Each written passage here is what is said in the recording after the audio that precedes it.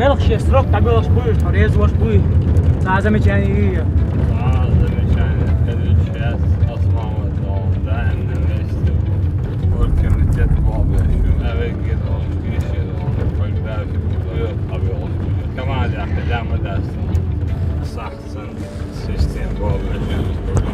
Müzik boşluğuna yani.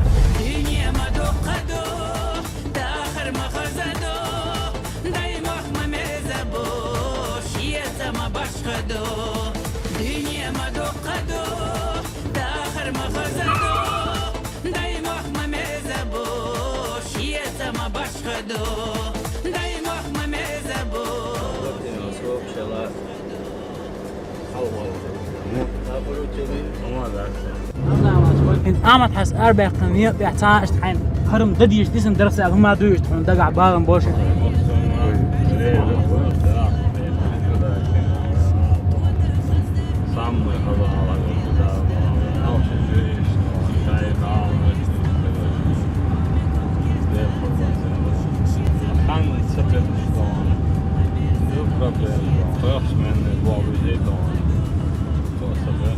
نعم دقع ساعة مش تايو يعني فوت شلوش نعم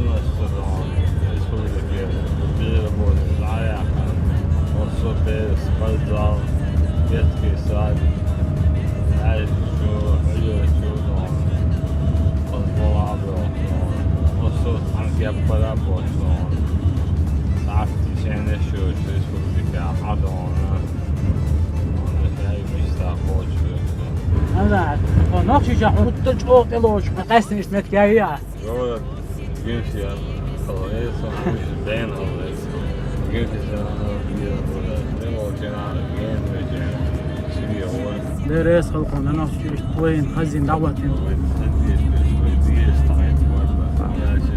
قلبه يومين خل ترلق نص ما عندوش خلص أحسن عريض وشوفك القلب إذا سمعت وين عن سيجان ويا الموصلة بس معهم بعض